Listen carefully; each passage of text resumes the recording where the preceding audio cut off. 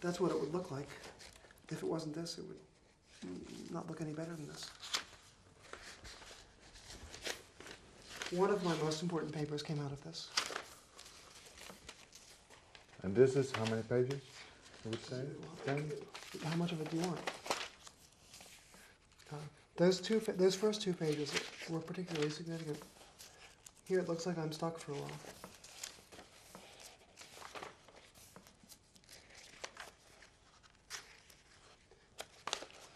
Did you number them now? No. Okay. Here I was trying to brush up on things I had forgotten or hadn't learned properly.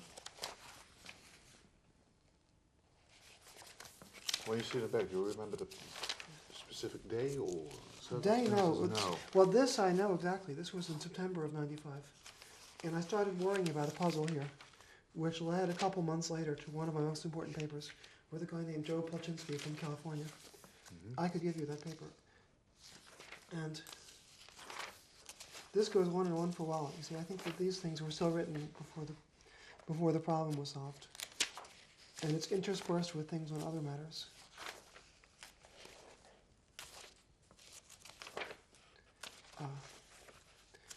I don't know whether anywhere in this mess... Oh, okay. By here, the problem's been solved. And you see, we didn't find any hint of a eureka moment in between, did we?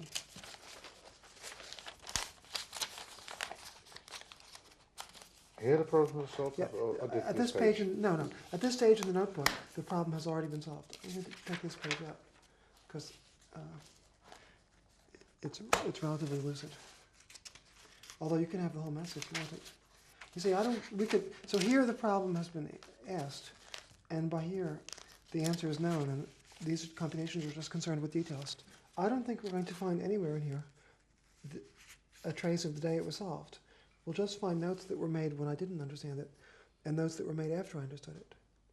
But when I understood this particular problem, when I understood what was really the key to this particular problem, I don't think I was at this notebook.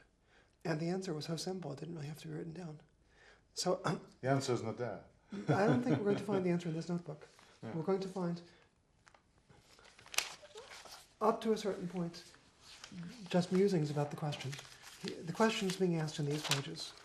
And then this part is a mixture of nonsense and other matters, and things that didn't prove to be helpful, and some musings about this question. And then at a certain point in life, the answer was clear, and the subsequent notes, this is mixed up with several other things. The subsequent notes, like this, have to do with details of the solution. So we just don't find anywhere in here that I was sitting at this paper when the solution hit my mind and then I wrote it down. If you want that, I think it's not there. Not for this particular problem, and probably it will be very hard to find anything that is. Yeah. This is more typical. Even if we found one like that, it would be a little bit misleading. This is typical. So here I can give you the before and after, so to speak, if you want that. Yeah.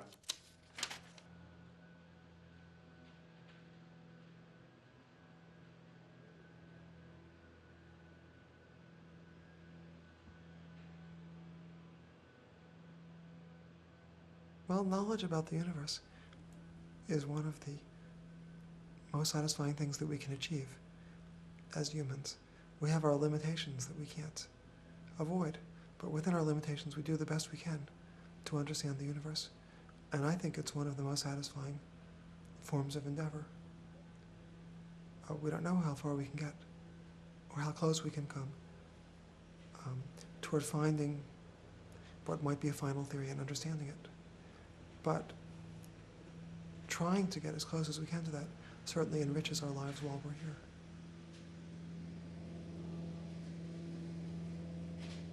We naderen de werkkamer van de man die vorderingen maakt met de reuzenopdracht van de vorige eeuw en die van de nu volgende. Het verenigen van de speciale relativiteitstheorie van Albert Einstein en de kwantummechanica van Niels Bohr. De man ook die probeert om twee schijnbaar onverenigbare dingen toch te verenigen. De planeten en sterren waar we 's nachts naar kijken. Deze meneer met zijn bladerenblazer. Heel de macrokosmos die we kunnen zien gedraagt zich niet zelden volgens andere wetten dan de microkosmos. De wereld van de atomen de quarks, de protonen, de supersnaren. De wereld die we niet kunnen zien. Witten probeert die tegenstrijdigheden te verzoenen, om tot één theorie te komen, zo niet één formule, die de twee werelden verenigt. Een mysterieuze, maar schitterende theorie. Die van de superstrings. Een theorie waarin tijd en ruimte, zoals wij die kennen, geen rol meer spelen. Terwijl hij toch de basis vormt voor de tijd en de ruimte waarin wij denken te leven. So you asked me about the future. Well, I think it's clear that we've got to eventually get a systematic understanding of this new kind of fuzziness that's involved in string theory. There's the quantum fuzziness and then there's the stringy fuzziness. And it will undoubtedly involve new concepts about space and time that will completely change our understanding of what nature is at its fundamentals. Are you sure? That I'm pretty sure, yes. I don't have any... I can't prove a theorem like mathematicians prove theorems, but I'm not in any doubt about that point, I've got to say. Witten is Joods, net als Einstein. Maar hij heeft een totaal andere stem en een totaal andere manier van praten. Witten lijkt pure geest. Zijn stem is getekend door jaren van zware astma. Het is alsof je op bezoek gaat bij Einstein, die hier, achter die bomen, rechts in de verte, ooit woonde. Alsof Einstein je zo direct de speciale relativiteitstheorie zou proberen uit te leggen. De vergelijkingen waarover Witten praat. Het wiskundig en natuurkundig idee achter zijn verhalen. Ze zijn maar voor enkelingen op deze planeet te begrijpen. Het is de bijna absolute geheimtaal van onze dagen. Well, the field really changed in a staggering way in the last 2 or 3 years.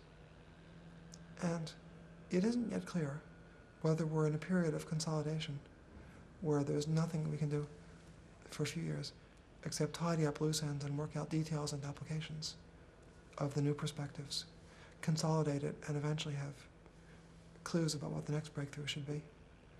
Or are we still in a stage where we could synthesize something completely new if we just put our mind to it? So there's a big tension over that in my mind. Aan de ontmoeting met Witten is een uitgebreide briefwisseling voorafgegaan. In eerste aanleg begreep hij niet wat er bedoeld werd met schoonheid en troost. Het is zo poëtisch geformuleerd.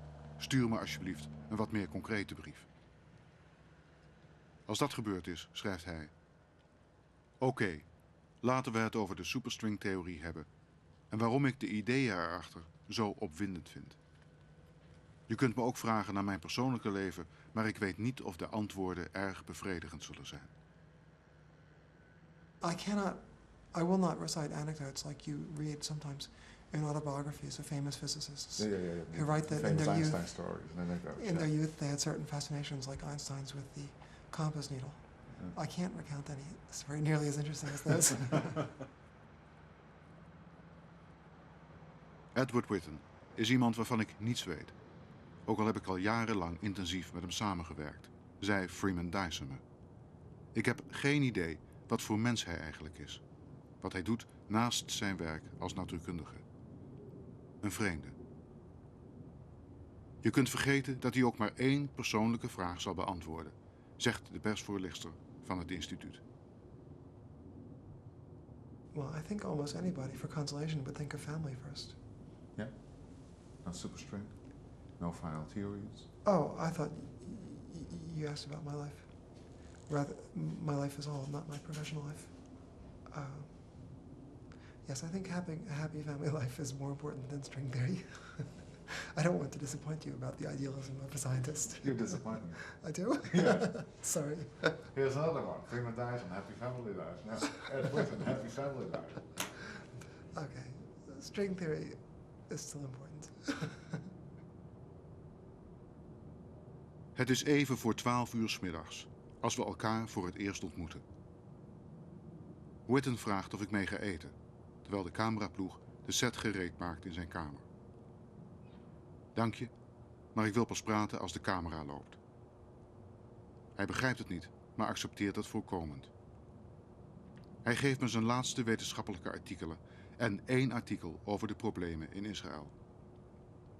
Ik kan ze lezen terwijl hij eet. Buiten is het doodstil. Om 1 uur komt hij weer binnen. Het zal tot 6 uur 's avonds duren, tot de camera wordt stopgezet. 5 uur zal het duren, tot we, na zijn ideeën over het universum, op de stilte van Edward Witten zullen stuiten.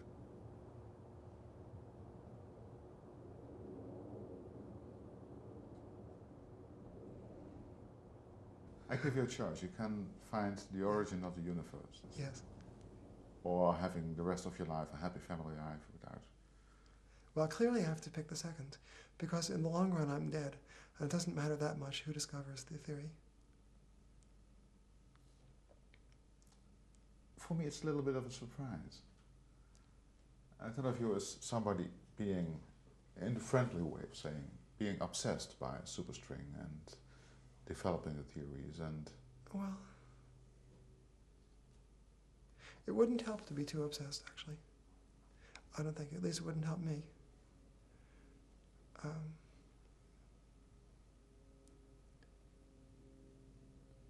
There's only so much you can do. I've often found in my career that if new ideas were developing too fast, I just missed things. So I just have a feeling that there's a limited rate of progress I can make, no matter how hard I work. Yeah, go out with the kids, play football with them, and in between you'll discover. Well, hopefully. Well, anyway, whether it's so or not, I can't guarantee how much it does or doesn't slow me down. But I certainly do spend a lot of time with the kids, especially the 7-year-old now, who's very demanding. What's his name? Raphael. You have 2 other? I have 2 daughters, 13 and 17, sorry. Yeah. 13 and 17, Ilana and Daniela. If you say family life is the source of beauty and consolation, what is the beauty? I what actually is the said consolation. I think that, beauty. well, happiness. You see,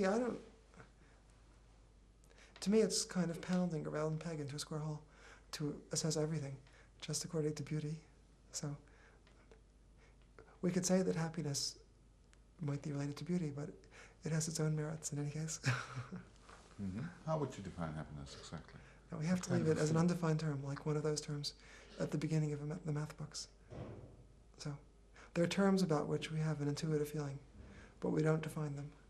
In a math book, so eventually you prove theorems and you define new terms, and you relate everything to basic terms that you have at the beginning that you don't define. So there are concepts like consciousness and happiness about which we have an intuitive feeling, which I believe we share. Or beauty, or consolation. Yes. Well, beauty and consolation I'm willing to discuss a little bit more. Okay. But we can't exactly define them. We can say from what we derive happiness, but I don't think we can define happiness.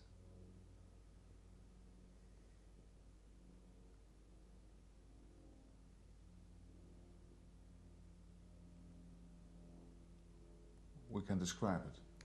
Moments, anecdotes of happiness, Yes, of happiness itself. Well, we can say, when we've been happy or what we see as some of the sources of happiness. But we can't explain what we mean by happiness. But generally speaking, we don't have to because other people know, luckily. So evident. Yeah. Now, other things, like for instance, the quantum mechanical uncertainty principle. Other people don't know them, but at least we can explain them. That's the way it is, you see. The things we can't explain, luckily other people know. You read the Bible as a kid? Or? Yes, actually, to some extent in Hebrew, in Hebrew school. Do you remember what kind of mental picture you had about Yahweh, the Creator, as a child? Well, I think I've been a skeptic for as far as I can remember. That is to say, no picture. No. There was no Creator.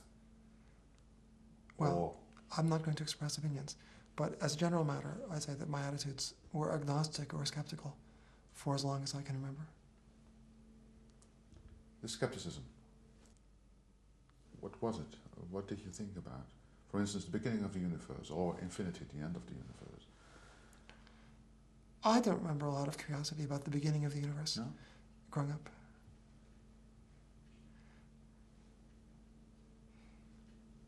And I think even now, if I thought that it was completely out of reach of scientific understanding, I wouldn't think about it very much. And in a way, on a day-to-day basis, I don't, because I think it's still out of reach. But I think that getting a better understanding of what the Big Bang was, although it's not at hand in terms of our science nowadays, is something we can imagine being at reach with some reasonable extrapolation of what we're doing into the future. I think that it's kind of clear that the Big Bang is where the physical theories that I'm interested in, quantum mechanics and general relativity, and their unification, is important. And to the extent we make progress with it, it's quite likely there will be a basic new insight about the Big Bang. And although I think that's still pretty far away, it's kind of close enough that you can have some fun thinking about it now and then. What's the fun? Oh, the fun is trying to imagine how a problem would be solved, even if you know you can't solve it yet. In the specific case of what the beginning of the universe was, at first sight, just at a naive level, it looks like it involves some contradictions. If the clock started at a certain time, what was there before they started? What was before the beginning, and how were the clocks started? It seems like these are issues that involve contradictions, but usually in science, if there's an apparent contradiction, it's because there's a hidden assumption being made in the way the question is asked. And when you probe more deeply, you eventually learn that if you correct the hidden assumption, there isn't a contradiction anymore. I certainly think that'll happen concerning these naive questions about the beginning. And to my way of thinking, the first really modern idea about how that would be, even though they didn't solve the problem, but the first modern idea about how the problem might be solved, of making sense of the beginning, was by Wheeler and DeWitt, who in the 60s recognized that the notion, what was there before the clock started, is tied to assuming that there's something called time in the universe. Time is a very good and useful concept under everyday conditions, but many things we take for granted in everyday life have turned out in physics only to be approximations. Wheeler and DeWitt pointed out that what should happen when quantum gravity is important is that the notion of time is only an approximate notion. There's a little bit of fuzziness in the concept of time. It doesn't bother us because the error in our watches, for instance, is much bigger than the fuzziness that comes from quantum gravity. But as you get back toward the Big Bang, this fuzziness in the notion of time would be important. So the concept of Wheeler and DeWitt was roughly that the more you get back to the Big Bang, the less you can make sense of the notion of time. And ultimately, therefore, a question such as what was there before the clock started won't make any sense. Because back at what we informally called the beginning, the concept of time didn't make sense. Like I say, I don't think this is the complete solution, but I do expect it'll turn out that they were on the right track. Yeah, if I say, like Leon Lederman, before the beginning, the only things that were existing were the laws of nature, a kind of Platonic archetype of God. Well, I won't accept the last statement about the Platonic archetype, but I also want to say specifically that the notion of the beginning then won't have a precise meaning, because the notion of the beginning refers to time. So there'll be a physical system that obeys laws which are subtle to describe, but time isn't one of the basic concepts. Time is an approximation that makes sense when the time is big and doesn't make sense when the time is small. I have trouble seeing exactly how to convey this thought to people who don't usually work in physics. Yeah. I'm tempted to draw a picture, though. The picture I would draw. So here I'm going to have time going up to the extent it makes sense. And then at a given time, this is the universe. That's space. And that's fine. But now instead of having a cigar, let's say, here I've plotted space as a circle and time goes up and down. Yeah. Now I'm going to just close it off like a regular cigar back here. So here, time and space get mixed up. And you should imagine that this is a very fuzzy region that you can't really think about using any concepts you're used to. Back in this region, you can't really make sense out of time. So there's this picture that'll eventually make sense. And you can apply your familiar notions up here, but you can't apply them back here. And the problem of understanding the Big Bang will eventually be to find the laws by which you can describe this whole picture. Even though you can't really apply your intuition to this part of it here, which is what we usually informally call the beginning. I don't know if that shed any light on the matter. Yes, some. Actually, totally different laws, as you can think of now. Totally different laws from the ones that we have in our everyday experience. Yeah. And even, you must realize that the laws, that, as physicists know them now, are quite different from our everyday experience. But I should imagine that there are a few steps beyond that to be able to set up that picture that I was sketching. There's a version of Wheeler and DeWitt which is a little bit more precise, that was by Hartle and Hawking, which they called the no-boundary universe. It kind of inspired the picture I drew. I don't know exactly if it's closer to the truth, although it certainly may be. A no-boundary universe, what do you mean? Well, a little bit like I drew. I'd like to contrast this with the notion where time makes perfect sense, but it began.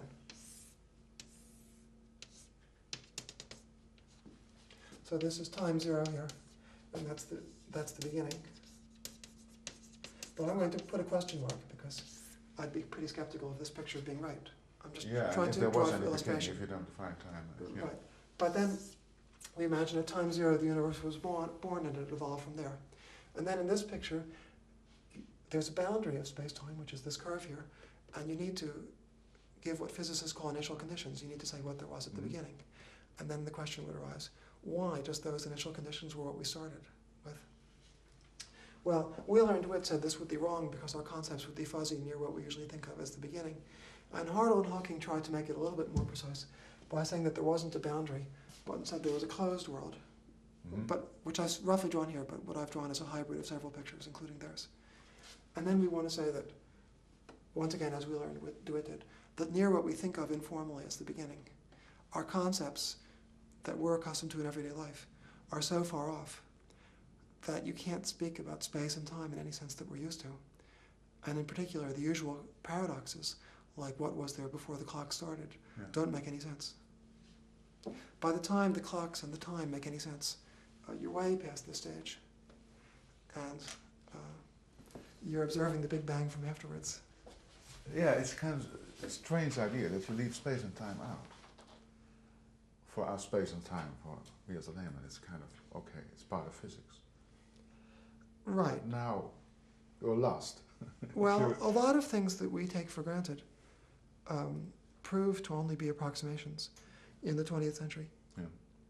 When I'm talking about quantum mechanics and the beginning of time, or the beginning of something we call the world of the universe itself, we can't say the beginning. Even the phrase the beginning is possibly well, you can wrong. certainly, yes, that's right. It's imprecise, but you can talk about the beginning of the phase that we see the universe in now. Yeah. But that doesn't involve the usual naive paradoxes like who started the clocks. You go far enough back, and the laws as we know them now don't apply. The universe is hot and dense. And then it's when you want to ask how it really started that you probably run into this notion of the fuzziness of our familiar concepts of space and time. If we are looking for a little while before we go over to strings and the beauty of it, to the end of the universe, or the present state of the universe, could it be, as Steven Weinberg asks himself in the Dreams of a Final Theory, that the present expansion of the universe will appear as merely a fluctuation in an eternal but constantly fluctuating universe that on average is always the same? There are versions of the inflationary universe, for instance, which make a notion like that precise. So it's conceivable. But what's your opinion? What kind of universe are we living in? Well, the scientific article that made the most impressions on my thinking about the far future was by Freeman Dyson 20 years ago, where he tried to imagine the far future of the universe. So you see, in the context of general relativity, you've got the expanding universe, which of course we discovered experimentally around 1920. But we don't yet understand the cosmology well enough to know if the expansion will go on forever, or if eventually the universe will recollapse. It used to be... Or even that those assumptions are wrong? Expanding or... Well, possibly they can be criticized, but let's, for the moment, accept that dichotomy. People traditionally believed that either way life would go on only for a finite length of time in the future, because if the universe recollapses, it gets hotter and hotter, and we get boiled to death and eventually crushed. And in the other case, where the universe expands forever, it keeps cooling down, the stars burn out, we run out of fuel. It's even worse than running out of oil, we even run out of stars. And we freeze to death. Now, as far as I know, the first part is true, that if the universe recollapses, we get burned and eventually crushed. But Freeman Dyson argued in a fascinating article 20 years ago that in the ever-expanding universe, although it's cooling and the stars are burning out and so on, so that life in the present form couldn't survive forever, he argued that life could evolve and adapt so as to go on forever in ever-changing forms. Now, it's a little bit bizarre compared to what you're used to. You've got to get bigger and bigger. You sleep more and more. You move more and more slowly. But nevertheless, if not as an individual, then as a species, you get to think more and more thoughts and live more and more deeds, experience more and more things, and possibly communicate with more and more distant civilizations, maybe even travel there. So I found it a fascinating story. And once I was told that the alternative wasn't death by ice or death by fire, as it was sometimes presented, but that the alternative was death by fire or an ever-changing existence, evolving into forms we can't easily conceive of. I find the second one so much more preferable.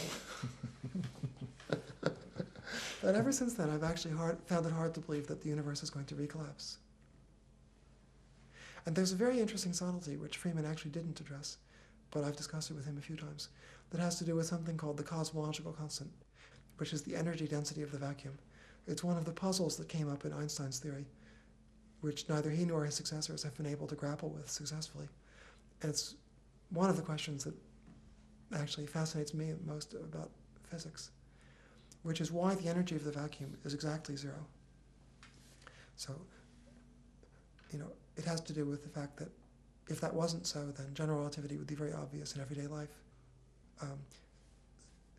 Space and time look like they're almost flat, such that it took Einstein's brilliance to realize that, in general, matter curves space and time. But if the cosmological constant were not zero, the curvature of space and time would be obvious in everyday life. And the three angles in a triangle wouldn't add up to 180 degrees, like you were probably taught in high school, but they would add up to something that would depend on the area of the triangle. So, it's really, for a variety of reasons, a quite important scientific question, which is completely unsettled. Why the cosmological constant is zero? But it has the fascinating consequence that if it isn't zero, life can't go on in the far future, because you get blasted to bits. So, there are other reasons, actually, that I suspect that the cosmological constant is really exactly zero in nature. It's not universally shared. There are lots of astronomers who suspect that's extremely small, but not exactly zero. And if that's the case, then our distant descendants, through no fault of their own, will be blasted to bits, or maybe even frozen first. But I find it comforting that the case that I suspect anyway, that the cosmological constant, or the energy of the vacuum, is exactly zero, is the case that Dyson's scenario really needs to make this ever-changing and ever-evolving life possible in the future. It's a wonderful idea. I think the credit goes to him, not to me, but yes, I agree, it's a nice idea. But it doesn't apply to us. Well, we are lost. Yes, well, Yeah. I've got to with that. That's where we perhaps have to look for some consolation in beauty. but I think that this is the one instance, actually, where a philosophical judgment has some influence on my evaluations of science. Because the notion of our descendants being blasted to bits or burned when there's a perfectly good option where the universe expands forever and the cosmological constant is 0, is so grim that I find it hard to believe either of those are true. And in the case of the cosmological constant, it really interacts with my scientific work a lot. In other words, having a hunch about what the answer is going to be often gives you some clues about how to try to solve a problem. And in this case, suspecting that the answer is 0 guides a little bit my choice of attempts to solve the problem. Yeah. Where someone who suspected it was extremely 0 but not 0 would look at somewhat different avenues. At the moment, neither of us has been proved right, because no one has succeeded in explaining either that it's exactly 0 or that it's fantastically small but not exactly 0. But I, of course, follow the route that I think is more promising. And I've indicated, in terms of contemplating the future, one of the reasons I think it's more promising. There are others that are more technical.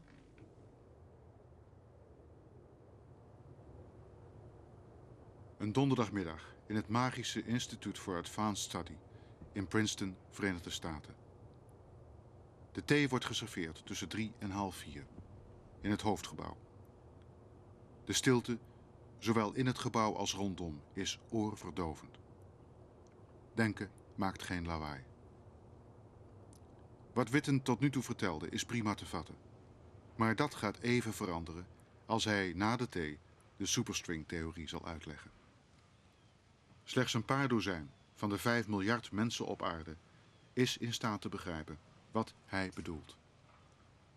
Zoals Freeman Dyson zei toen hij jaren geleden een openbare lezing van Witten hoorde over superstrings. Ik ging verbijsterd weg. Ik wist dat er iets ongehoord belangrijks verteld was, maar ik kon het niet omvatten. Dit is een intelligentie die ver voor de onze uitloopt. Witten zal zo direct uitleggen wat zijn superstringtheorie inhoudt. Vriend en vijand zijn het erover eens. Als er een doorbraak komt, in de jacht naar de finale formule, dan is het die theorie. Neem de natuurkundige en Nobelprijswinnaar Steven Weinberg. I think the most likely possibility Strings? is strings, yes. I think the most likely possibility is something like a string theory. But these days, the string theorists have gone beyond string theory. And I think you'll be talking to Edward Witten later, and he is one of the leaders in this recent development. Some years ago, I would have described string theory as saying that the fundamental entities of nature are little one-dimensional rips in space-time. Think of them as little strings, but without any string, just the line, which vibrate and go traveling around at the speed of light, and their different modes of vibration are what we see as different types of particle. Mm-hmm. A string vibrating one way will be an electron, and if it's vibrating another way, it will be a photon. These days, string theory itself is seen as a low-energy approximation to a more fundamental theory, which I guess we still call them string theorists, are having difficulty in formulating. I would say that they're at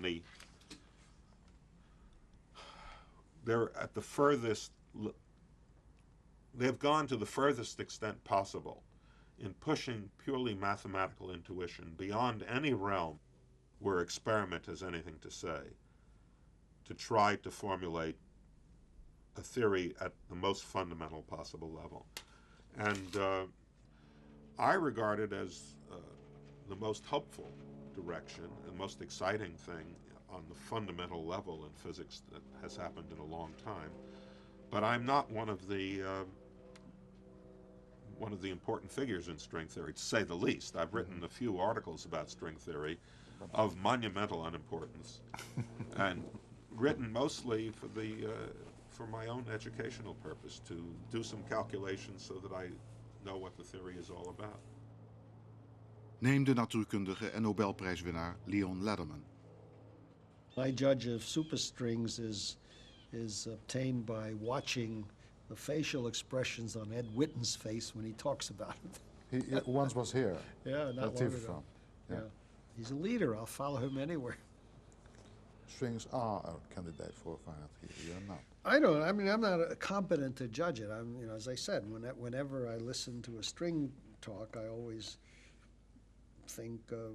I try to feel better by thinking about wire chambers, or something. Something you can build and measure. I mean, Because strings are, Well- you will never see them. Oh, you'll never see them, but that's not so puzzling. I mean, we don't see even the particles they replace. I mean, you're talking about a point or something smaller than some incredibly small number, 1 followed by 35 zeros. Yeah. And he says, well, that's not really a point because stretch it out to a little string.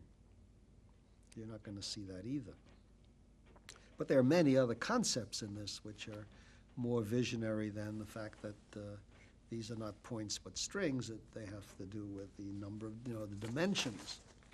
This business of compactification, where there are not the 3 space dimensions and 1 time dimension that we know and love, but there are 10 dimensions, and some of these are curled up in some way. Yeah. Take Made them this disappear. unimaginably small string and you curl it up to make it disappear. There are muscles in your mind that have never been used before, and they hurt when you try to use them to understand these things. And again, they're words to describe in mathematics. But we're waiting for some kind of prediction that they'll make, and they haven't really been able to produce predictions yet. Although, as Witten points out, there's a kind of consistency. I mean, the superstrings is not inconsistent with the world being the way it is. Neem de natuurkundige Freeman Dyson.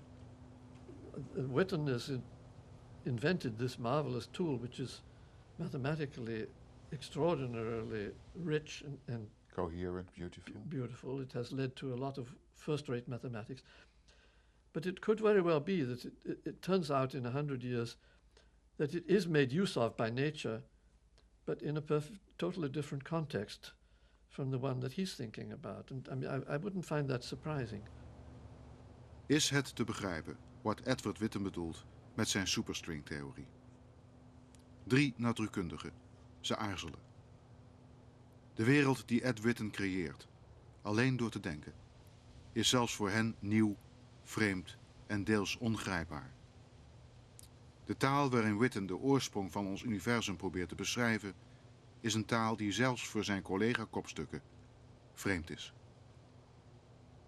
Misschien verwoordt de hersenwetenschapper Gary Lynch het best wat u de komende minuten zult gaan zien.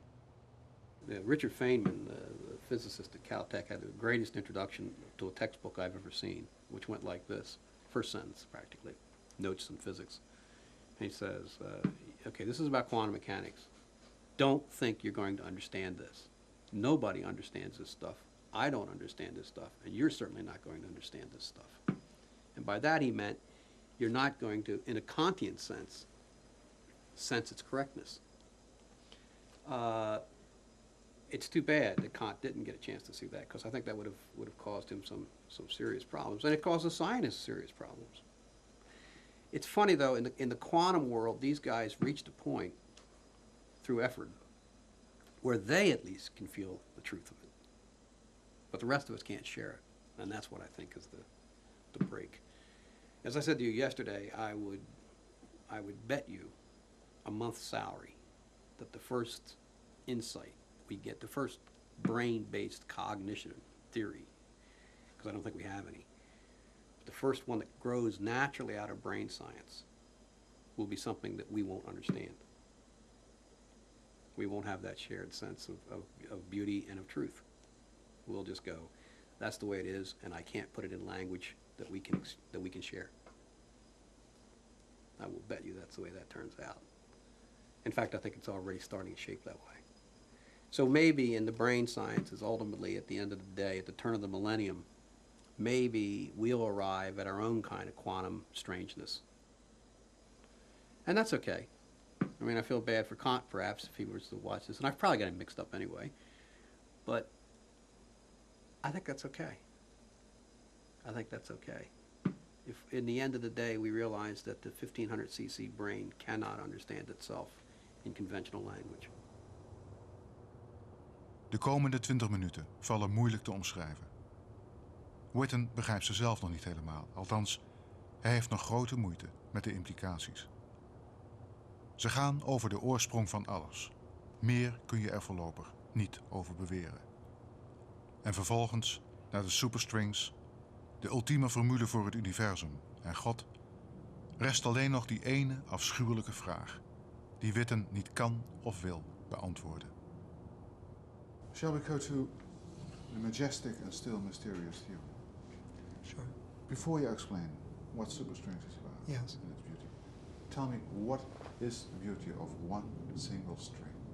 Well, the idea in string theory is that elementary particles, instead of being point particles that obey quantum mechanical laws, are little loops of vibrating string that also obey quantum mechanical laws. And the beauty of that is that it describes many different things all at once. If you've got, for instance, a violin string or a piano string, they have many different modes or harmonics of vibration. If you pluck a string which is at middle C, for instance, you also see the higher harmonics. And that's responsible for the beauty of music. The reason we have symphony orchestras and not just tuning forks is that different instruments excite the higher harmonics in different amounts. The pure tone of the tuning fork sounds garish and ugly to the ear. The rich sound of a violin comes from the mixture of the different harmonics. Now, in the case of the string, you've got this one vibrating string. It has many different harmonics, and we perceive those different harmonics as different elementary particles.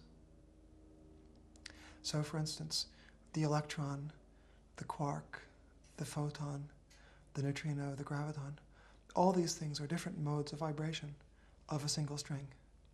And that's very beautiful and harmonious, getting the different particles from different forms of vibration of a string, just as a musician gets the richness of the tone from the harmonics of the violin string. How small is a string? If I say small means in this case that the superstring is looks up at an atom, as an atom looks up to the entire solar system. Am I right? Something like that. We don't understand exactly how small they are because we don't understand the theory perfectly. But roughly speaking, the proportion of the solar system to an atom is like the proportion of an atom to a string. That's small. That's pretty small. And it's very important that these strings obey quantum mechanical laws. Maybe I'll just take a moment at the blackboard to explain a point or two.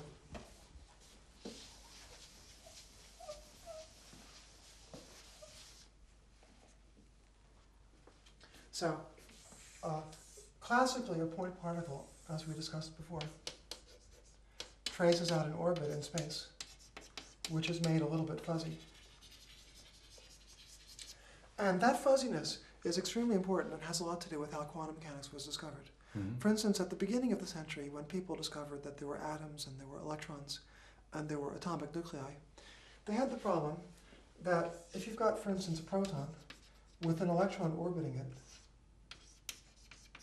and then you use Maxwell's equations, you discover that that electron should be emitting electromagnetic radiation and should spiral into the atom in an extremely short time, much faster than the twinkling of an eye.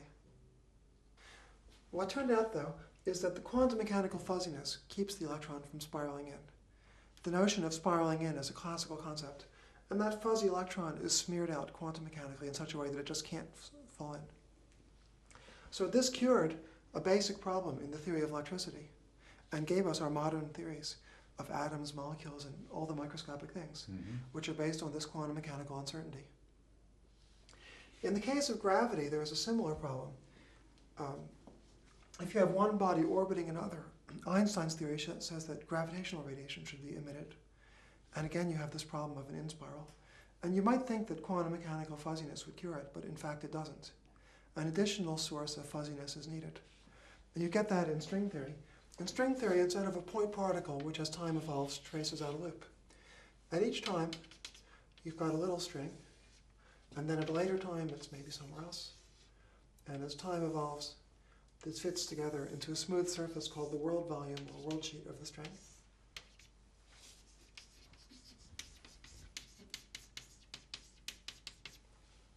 But I've kind of drawn a classical picture here. It's made fuzzy. It's hard to draw, but I won't really do so. But we've got a quantum mechanical string. So it's spread out in two different ways. One is that it's a little string instead of a point, and secondly, it's quantum mechanical. So they both have the effect of smearing out a little bit our familiar concepts and making what we know become a little bit fuzzy. Mm-hmm. And just this combination solves the problem for gravity the way the quantum mechanical fuzziness did for electricity. But it leads to a theory whose predictive power is much tighter. The arbitrariness that you've got in the standard theory is greatly reduced in the case of the string theory. And that enables you to make statements that don't have an analog in the usual context, like the fact that gravity is an inevitable consequence. Now, in talking a little bit about how particles interact, I'm not going to try to draw the quantum mechanical fuzziness. It's always there, but it would be too complicated to try to keep track of it. So we're just going to draw classical pictures. But now I want to say something that Feynman taught us, that you should think of these particles as they move along in space and time, sometimes breaking into two, and sometimes rejoining. So here, one particle broke into two at this moment, and two rejoined into one here. The overall process is that two came in from the past, and two went out to the future. So that was a scattering process, and Feynman taught us how to calculate quantum mechanical probability amplitudes for every such picture.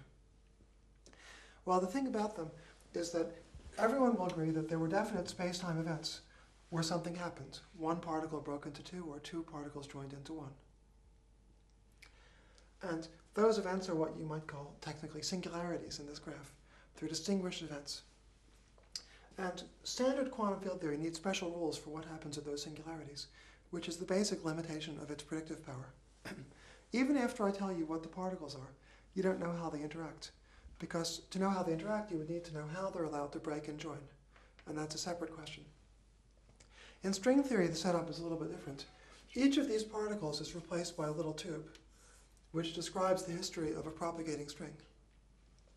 And where a particle breaks into two discontinuously, a string can smoothly split apart into two strings. And then here's another one coming in. And then they go out. So now I've drawn a space-time picture of two strings coming in the past and two going out in the future. And the point of this picture is meant to be that it's all perfectly smooth. Unlike this one, which has two discrete events at which breaking or joining happened. Mm-hmm. So the result of that is that if you know what the string is, you also know how it interacts. You know what it's allowed to do. But if you know what the particles are, you still need a separate recipe for how it's allowed to behave.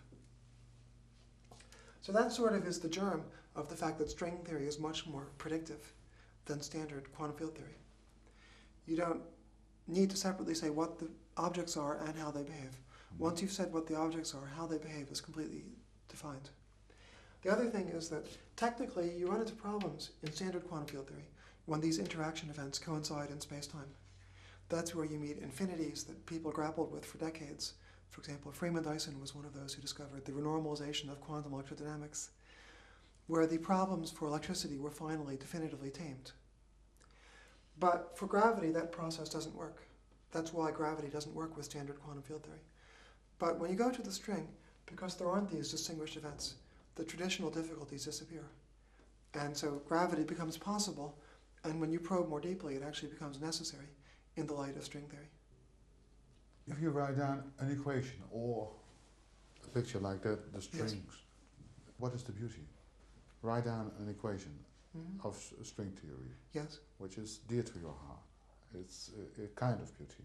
Explain what it's all well, about. The non-Bugoto action. You're talking about duality, for instance? Or? We might start here with something more elementary. The non-Bugoto action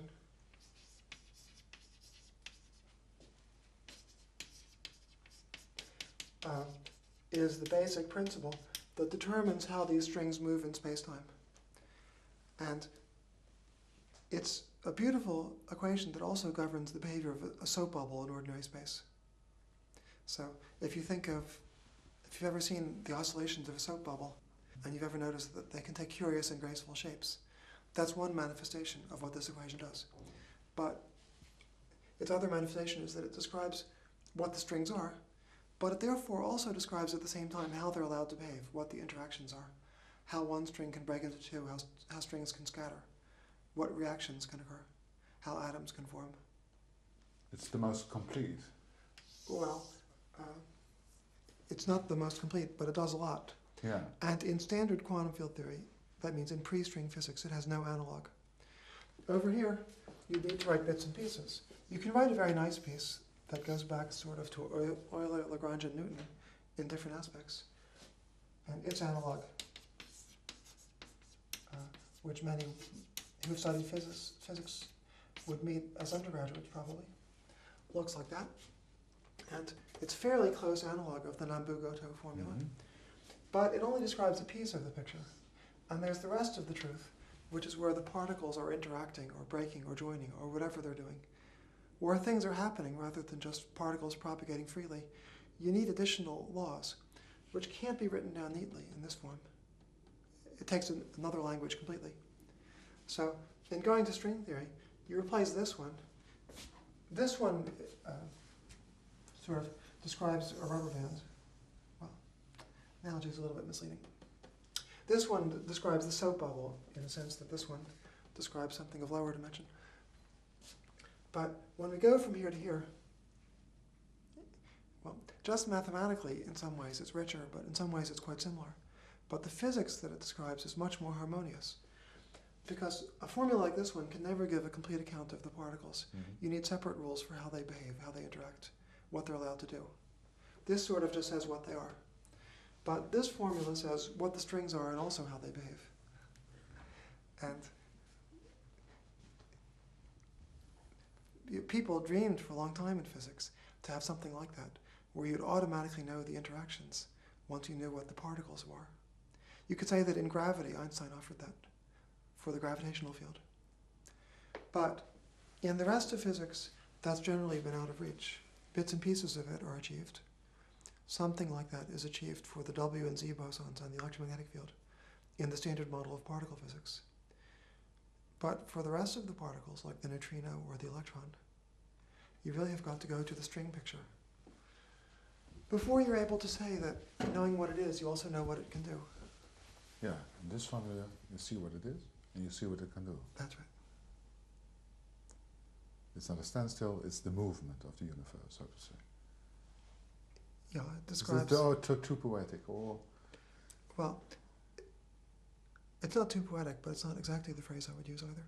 Huh? What I'd say, it's of course hard to convey it with perfect accuracy, but what I would try to say is that in the string case, once you say what the strings are, what strings you're trying to describe, then their behavior is uniquely determined. Whereas for electrons, you sort of dial the knobs. You can say what's the mass of the electron, what's its electric charge, and so on. And the standard quantum field theories would still make sense for different values of those numbers. In the way I've explained it so far, the way I've said it is that if you know what the string is, then you also know what it does.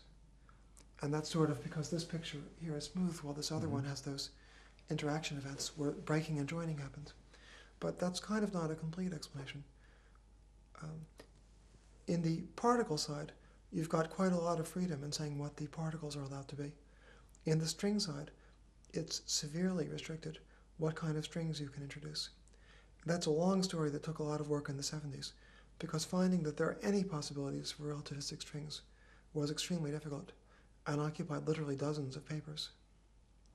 So people by the mid-80s had distilled it to the fact that there seemed to be 5 string theories that made sense. There were 5 candidates for what kind of string you could have. They differed by very general properties. For instance, in some theories, in some cases the string was an insulator. In other cases the strings were superconductors. In some cases the strings were closed loops like I drew on the blackboard. And in one of the 5 theories the strings were allowed to have endpoints, like pieces of string instead of closed loops. But anyway, when all is said and done, when you put in all the constraints of relativistic quantum mechanics, there were 5 kinds of strings you could do. So there seemed to be 5 candidates for how you could describe nature in this new framework. There was a period in the early 80s when it seemed that there was this very wonderful new framework for physics. There were 3 candidates, 2 hadn't yet been discovered. In this new framework, gravity was inevitable, while in the pre-string framework it was actually impossible.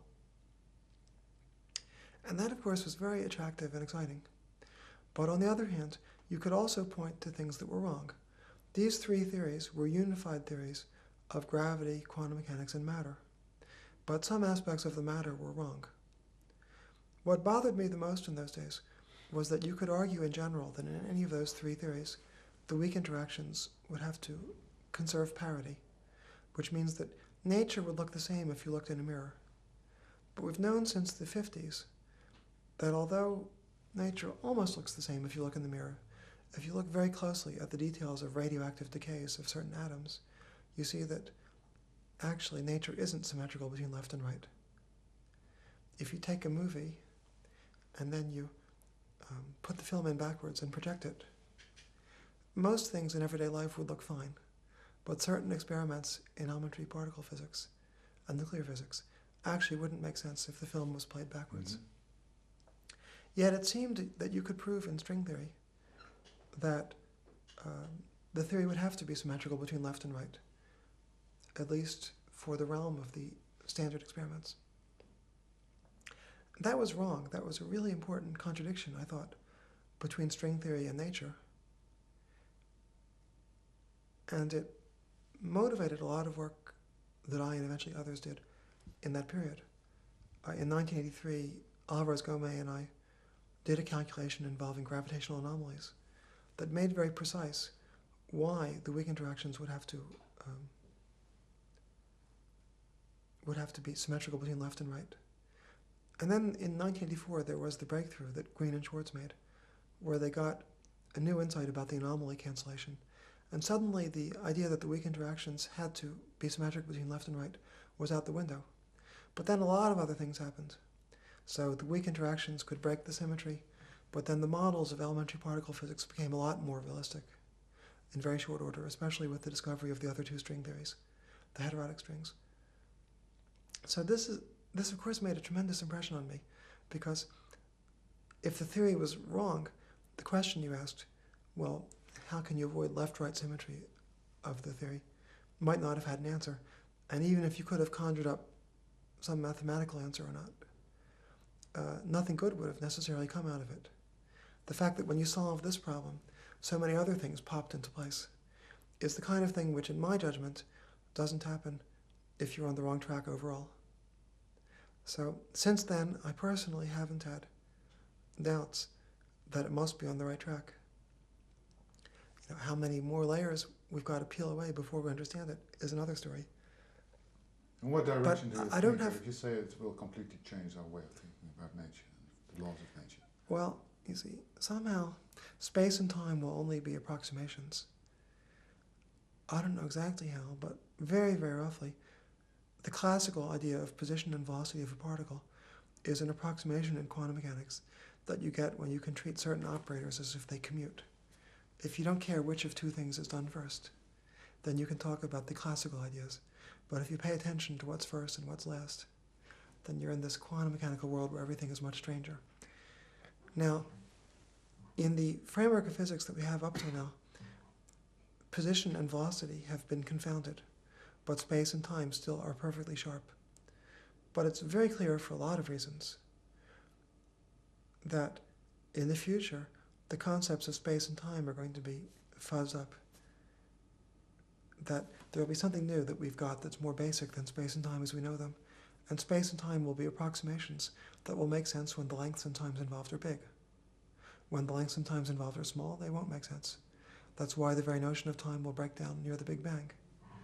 If you want to understand the Big Bang, or black holes, or the structure of elementary particles, there's some deeper level about what space and time really are, which is what string theorists are grappling towards. The laws of nature, as they've been uncovered in the last few centuries, and especially as they've been uncovered in the last century, are very surprising. They're very subtle in the concepts that physicists have needed, and many of the details are surprising. We've mentioned some of them, the curvature of space-time, Others that are equally surprising, like antimatter, the fact that every particle has a similar but opposite antiparticle, and they can annihilate when they meet. Or conversely, they can be created from pure energy. There are lots and lots of surprising things. Here, in that case, I'm mentioning a surprising phenomenon. But the concepts by which the human mind explains or predicts them are also, in many cases, very surprising, very different from what you might notice just naively in everyday life in looking at things around you. They've got a great beauty, which is a little hard to describe, maybe, if one hasn't experienced it. It's an aesthetic beauty. They're the laws as we know them are very beautiful mathematically. They involve very interesting and subtle concepts. Yeah, what do you mean by subtle? Subtle? Well, it's very delicate, you see. If I gave you the naive idea, which is still on the blackboard, replace a definite orbit of a point particle by something fuzzy, you could think about it 1,000 people locked in a room for 1,000 years. And you might never come up with something as crazy as the actual answer, which involves quantum mechanical Hilbert spaces, operators that don't commute, wave functions that obey strange equations and have peculiar physical interpretations. So it's a rich story, and it all hangs together beautifully. And resolves many contradictions, or apparent contradictions in nature, that at first sight look just as strange as the question, what was there before the beginning? So lots of things that prove to have their explanations in strange mathematical structures that are relevant to nature seem paradoxical, just like some of the paradoxes about the beginning of time. So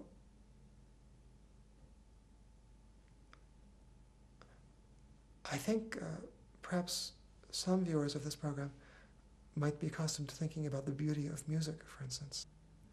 But the beauty of science, and I might say also the beauty of pure mathematics, are very different, but they're just as real and vivid to those who experience them as the beauty of music.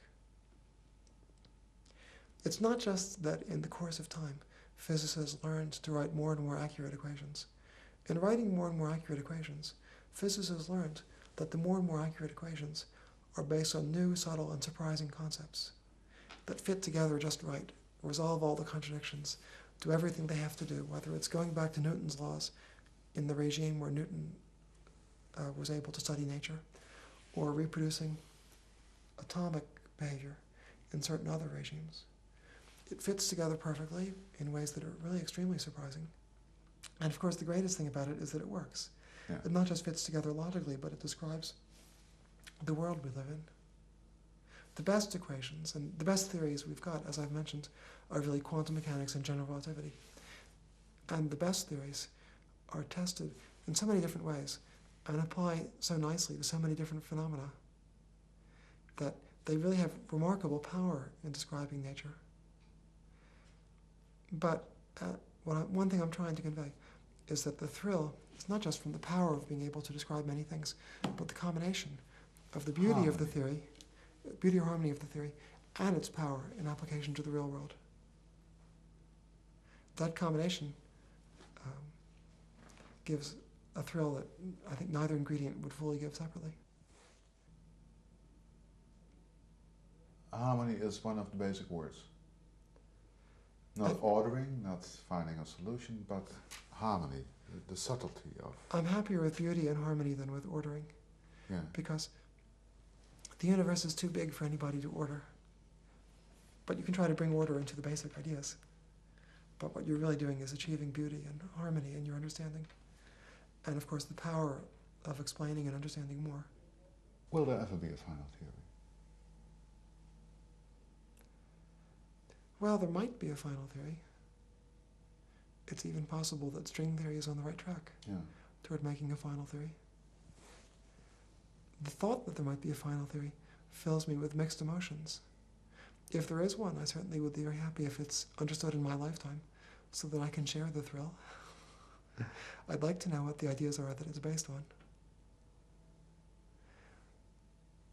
And it would be a marvelous, really culminating in many ways, triumph of the scientific quest. But there's a little bit of sadness in the feeling that if there is a final theory and humans would actually discover it, then the nature of the scientific enterprise would be a little bit different thereafter. Then after that, you'd be trying to better understand it, understanding different aspects of it, which would probably prove to be a big thing in itself, that I suspect in some way would go on forever. I have a feeling that nature has some trick in mind, and that if we do get to what in some sense will be a final theory, then nature is never going to let us understand it finally. That there's always going to be some mystery about what the final theory really means or what it really is, even if we get there. The analogy I would think of perhaps is with number theory. Number theory is one of the oldest and richest subjects in mathematics. And in that case, there's no question about what the subject is. You're trying to learn to begin with about the properties of numbers and what's behind their properties. Do Fermat's equation in his last theorem have a solution, for instance? And then you probe more and more what's behind it, and you keep finding more and more layers of truth in every generation. So in that case, the question of whether the theory is right or not doesn't really arise. And you know what the theory is you're supposed to study, but you never feel that you have any hope, really, of fully understanding it. So I have a feeling that nature has in mind for us in physics something which is at least as tricky as that. So if we can get to a final theory, I think it'll prove to be a final theory which might eventually have the status number theory has, where in some sense you know what you're supposed to be studying, and the question of whether it's right or not is more or less settled. But you never have the feeling you understood it. You always have the feeling that in each generation it's just as puzzling to understand the next facet of this theory as it was in the last generation. That's kind of my vision of the future, because I can't believe that nature is going to let us reach the stage where we will say that our ancestors didn't understand the laws of nature, but we are wise and we understand them. And that process ended in the year X. I just can't, I find it very hard to imagine things ending like that. So when people try to imagine them not ending like that, the standard way of thinking about it, I think, has been that maybe you peel off more and more layers of the onion and you keep finding new theories. Yeah. But I feel that there's an alternative which we might be coming to, where in some sense, which is still mysterious, I can't imagine exactly how it would work, I'm only vaguely groping toward it, but in some sense, you'd learn what the theory was, but it would be such a tricky and clever theory that it would be clear that it would always be clear that in some very basic sense, the process of understanding it was still going on, as it is for the number theorists. And I think there will be some why questions that will still be with us. I think we'll be dazzled, as we in fact already are, that this theory exists. But in a way, why it exists is a bit mysterious, and why we live in a natural world that's governed by it will be mysterious. I think, for instance, we'll understand better the Big Bang. We'll understand better black holes. We'll have a better understanding of elementary particles, electrons, protons, neutrons, and so on. Why they have the masses they do, why they behave the way they do, why they have what we call the interactions, the electric charges, and so on. So those are the Big Bang, the black holes, and the particles are what we will understand better. But I our think, consciousness, yeah, I think I tend to believe why that we are here, well, why we're here at a meta level, I think, will remain a mystery. But why life is possible, in a sense, will be clearer. It already is, because many aspects of why life is possible became much clearer with 19th and 20th century physics and chemistry. But, and many other aspects of that, I think, will fall into place. Consciousness, I tend to believe that consciousness will be a mystery. remain a mystery. Yes, that's what I tend to believe. Forever? That's what I tend to believe. I tend to think that the workings of the conscious brain will be elucidated to a large extent. So I tend to believe that biologists and perhaps physicists contributing will understand much better how the brain works. But why something that we call consciousness goes with those workings, I think will remain mysterious. Perhaps I'm mistaken. I have a much easier time imagining how we'd understand the Big Bang, even though we can't do it yet, than I can imagine understanding consciousness.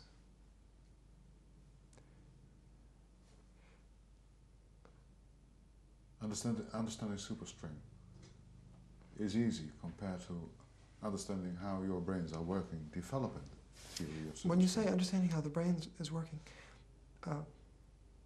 I think understanding the functioning of the brain is a very exciting problem on which there probably will be a lot of progress in the next few decades. That's not out of reach.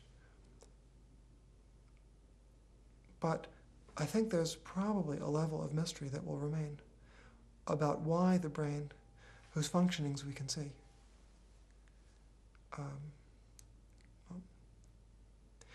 creates consciousness, or whatever you want to call it. How it functions in the way that a conscious being functions will become clearer. But what it is we're experiencing when we experience consciousness, I see as remaining a mystery. Or you want it to remain a mystery? Well, I don't think my wants and diswants have much to do with it. I can't conceive of it not remaining a mystery unless there's some modification of the laws of physics that's relevant to understanding the functioning of the brain. And I think that's very unlikely. Would you define consciousness as sheer beauty, the working of it? No, I'm not going to attempt to define consciousness in a way that's connected with the fact that I don't believe it will become part of physics. I think I won't try to say anything about it. I'll leave it as an undefined term, like the undefined terms at the beginning of a math book. Yeah. Yeah, want to talk about it? No, not about consciousness. Huh? Well, like I say, I'm skeptical that it's going to become part of physics. Yeah. Yet, of course, whatever you think about consciousness, it's an important part of us and of how we perceive anything, including physics.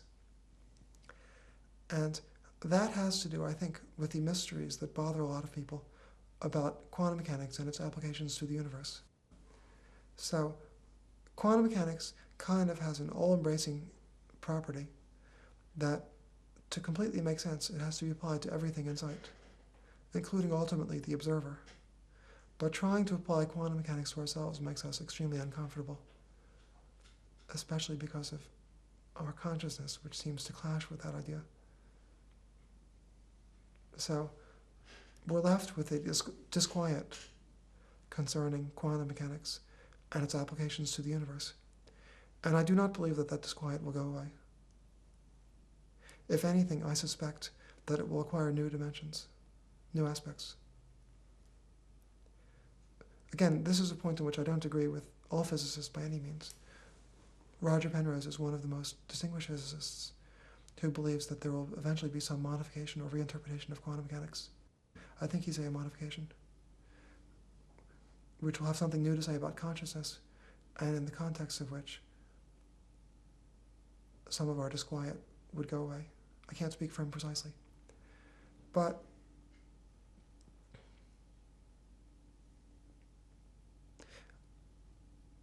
I think that, I don't think that'll happen personally. I think that our discomfort with quantum mechanics, with the strange notions in some senses called probabilistic, have to do with the fact that there's a big gap between what really are the laws of nature and what the aspects of the laws that we experience in everyday life on a large scale. We just don't have quantum mechanics wired into our brains. Our ancestors for millions of years grew up under conditions where Newton's laws were important. Yeah. So Newton's laws, although we weren't born with an intuitive knowledge of them, many aspects of how they work actually are wired into us. We don't have any trouble if a body is tossed into the air, following it, and it's not, I don't think it's only a learned trait. Somehow, the behavior of the body following a parabola, or the ability of the eye to follow it, had great survival value. And in evolution, aspects of Newton's laws were wired into our systems. But aspects of nature where quantum mechanics is important weren't important for our descendants. Our ancestors. Yeah. So evolution didn't prepare us for understanding Schrödinger's equation. And so we're left with a feeling of disquiet about it, which I think won't go away. Yeah, we're talking about beauty. The connection between... I sometimes think it should be beauty, consolation, and awe, because there's a feeling of awe about the way the universe works. And the disquiet about quantum mechanics is the other side of a feeling of awe that such a bizarre thing, which is probably stranger than 1,000 philosophers could think of in 1,000 years, to paraphrase my friend Sidney Coleman. There's a feeling of awe that such a strange structure really does describe the universe. It's beautiful, but it's also awe-inspiring. Sorry, though, to interrupt. No. What did you mean? What do you really mean by awe?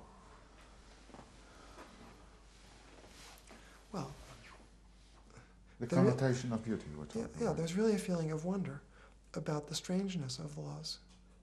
Because the laws of nature, to the extent that physicists have been able to unearth them, are extremely beautiful and harmonious, but they're also strange. And they're puzzling because of certain aspects, like the quantum mechanical uncertainty. They're very puzzling. Even puzzle philosophers.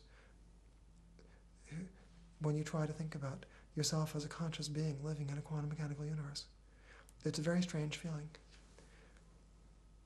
And like I've said a few times in different ways, it's a strangeness I don't feel will go away. And because the strangeness won't go away, I think that the feeling of surprise and awe associated with it will always be fresh. I think it will always be surprising for people who learn about it. And even if our remote descendants evolve into the strange forms that, according to Dyson, are needed to live in the far future, I think also to those creatures, quantum mechanics will seem strange. In time, we'll probably be pretty close to understanding a final theory of the laws of nature, but will it be left with basic mysteries? One basic mystery to me is why such a rich and amazing theory exists. Of course, it's a question that can't have an answer. It's a little bit like asking why Fermat's last theorem is true. Well, it was proved, but ultimately, it's an inevitable consequence of numbers that that theorem is true. And somehow, the numbers are there. There isn't anything we can do about it. We can feel puzzled if we try to think about why that structure that number theorists study is there. But that's the way it is. And I think it's very surprising that something like string theory exists. I think we're always going to be puzzled over that, or even if string theory would prove to be wrong. Our richest theories have that characteristic of puzzlement about why they exist. And there's a second level of puzzlement about why they prove to have such delicate properties. We haven't discussed this very much yet, but the laws of nature are very delicate. And then once you've got the laws, when you try to solve them, you find that they often have very rich properties. And if you try to tamper with them a little bit, the properties of the solutions many times would be much less rich. So for instance, just with physics we already know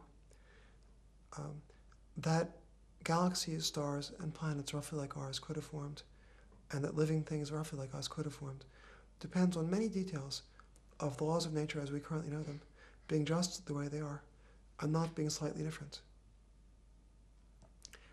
What I personally think is going to happen is that we're never going to resolve the sense of wonder about that. Some people hope to do so with what they call an anthropic principle. But the way I see things developing is that in time we get a better understanding of why the laws of nature are just the way they are.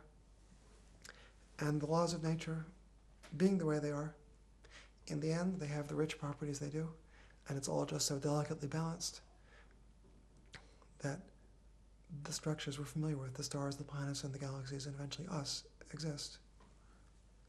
And trying to ask why that's true is going to be always a little bit like trying to ask why the circumference of a circle is between 3.14 and 3.15 times the diameter. You can demonstrate it if you get far enough with your maths and you understand enough the principles of geometry. But it's not a question you're really going to get a why answer to.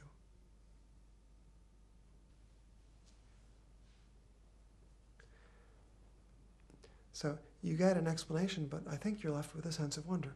It's amazing that you do the calculation and you find that the hydrogen to helium abundance came out just right and all kinds of other things came out just right. So when you do that calculation, you need to know all kinds of things, such as the circumference of a circle, the numerical value of the number pi introduced by the Greeks. Mm. And I wasn't completely joking when I said that it's like asking why pi is between 3.14 and 3.15, because I have no doubt that if you made a 0.3% error in pi, you would discover that life was impossible. And in the end, will we find an interested God? Well, I don't think... I think I'm going to leave it to reviewers to supply their own answers. Yeah, Weinberg said, remembrance of the Holocaust leaves me unsympathetic to attempts to justify the ways of God to man. Do you agree? Well, I'm not going to personally embark on any such attempts, so I'm sympathetic to Weinberg's remarks. However, as I've said, I think I'll prefer to leave it to your readers to interpret the sense of wonder about the cosmos in different ways. I think that physics contributes to that sense of wonder, clarifies what aspects are most wondrous and how they're correlated with each other, and shows us more amazing structures behind it all. But there is a certain level of individual response to that sense of wonder where I don't want to make any recommendations to your viewers. What are yours? What is your view on? My view is that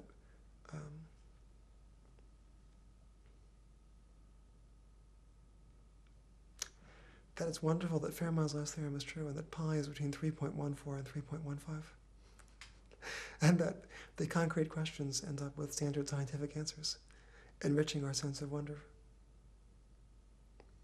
The more you know,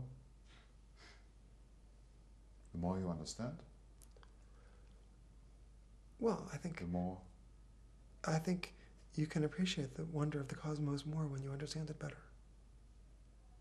So in that sense, I think that the feeling of wonder you experience when you look out at the night sky from a dark spot on a starry night, which unfortunately most of us get less and less often in the industrial age with so many lights, and the fact that in many cities you can't see very many stars. But anyway, I think the sense of wonder is enriched a lot by knowing more what the stars are, and that fuzzy object, the Andromeda Galaxy, that you can just barely see as a fuzzy patch if you're in a very dark spot, knowing more about what it is. And then at a deeper level, knowing about the Big Bang and the production of hydrogen and helium from the Big Bang, how the stars are made and how they work and all that. You understand a lot more behind it. You understand a lot more about what's behind it. And, well, it is an amazing universe we live in. I have a strange question. The Holocaust, Weinberg was mentioning it, about this noble, caring God, beginning of the universe. Did it play any role in your childhood or in your later life? The remembrance of? I'm leaving now the serenity of the universe for a Yes. moment. Well, the knowledge that such a thing happened, and of course in my case, many dozens of my mother's relatives who lived in Poland were victims, was something I was very much aware of growing up. But it's hard to say something concrete about it that wouldn't sound like a cliche. So much has been said.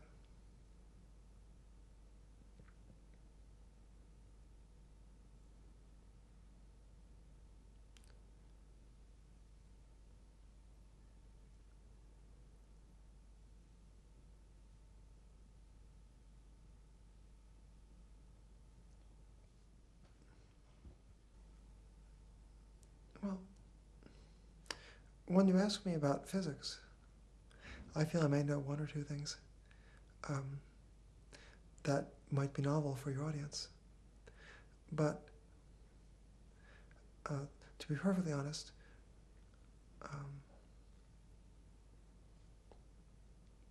well, the Holocaust, of course, is a difficult and painful subject, and it's not one in which I can offer any insight about, how such a thing could happen.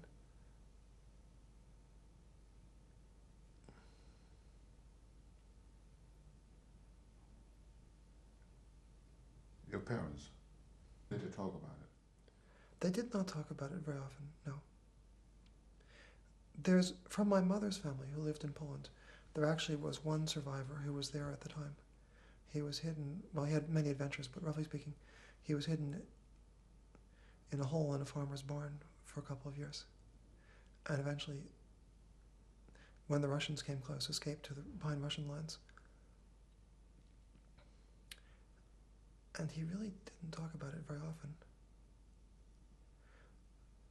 In fact,